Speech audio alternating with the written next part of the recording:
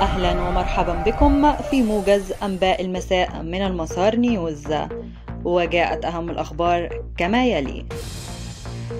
استقبل النائب رئيس مجلس السيادة الفريق أول محمد حمدان دقلو بمكتبه اليوم مدير جهاز الأمن والمخابرات الوطني الأثيوبي تامز غونتارونا الذي وصل الخرطوم اليوم، وحضر اللقاء مدير المخابرات العامة الفريق أول أمن أحمد إبراهيم مفضل، وبحث اللقاء العلاقات الثنائية بين السودان وأثيوبيا وسبل تعزيزها في كافة المجالات بما يخدم مصالح الشعبين. بدوره أكد نائب رئيس مجلس السيادة على توفير الدعم الكامل لكافة الجهود التي من شأنها تعزيز الأمن والاستقرار في أثيوبيا. بدء التحضيرات للموسم الزراعي الشتوي. ترأس وزير المالية والتخطيط الاقتصادي دكتور جبريل إبراهيم اليوم بمجلس الوزراء اجتماع اللجنة القومية العليا لمتابعة الموسم الزراعي الشتوي، حيث تناول الاجتماع مهام واختصاصات اللجنة التي تتعلق بالرصد العاجل لاحتياجات الموسم الزراعي الشتوي وتوفير مدخلات الإنتاج المختلفة. وأكد الاجتماع على أهمية تشجيع مشاركة القطاعات المختلفة من مكونات المجتمع السوداني بما يضمن إنجاح الموسم الزراعي الشتوي.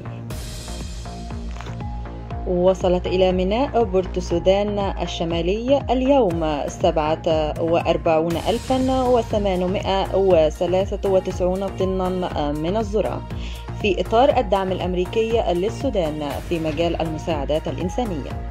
وكان في استقبال الشحنة بالميناء سعادة السفير الأمريكي لدى السودان جون كودفوري والوفد المرافق له من برنامج الغداء العالمي، وذلك بحضور المدير العام المكلف لهيئة الموانئ البحرية المهندس إبراهيم يوسف. وأعرب السفير عن سعادة بلاده بمساعدة الشعب السوداني، مشيرا في ذلك إلى العلاقات المتطورة بين البلدين. أكد عضو مجلس السيادة الانتقالي الدكتور الهادي إدريس يحيى متانة أزلية العلاقات السودانية التركية، وأمن سيادته خلال لقائه بالقصر الجمهوري اليوم منسقة مكتب الوكالة التركية للتعاون والتنسيق تيكا بالخرطوم الأستاذة فوليا أصلان بحضور وزير الثقافة والإعلام المكلف دكتور جراهام عبد القادر على ضرورة مضاعفة التنسيق بين الوكالة التركية ومنظمات المجتمع المدني السوداني لتنفيذ عدد من مشروعات التعاون بين البلدين.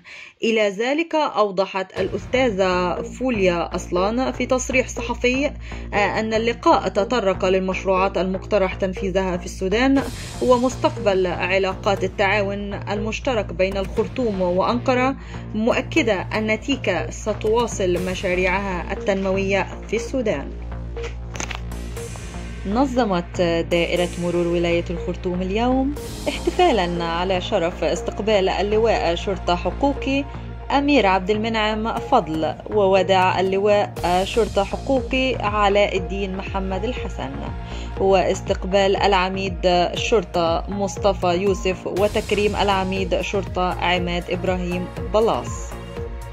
في مشهد نبيل رجل شرطة يقبل مصحف إحدى المشاركات في موكب الكرامة الثلاثة.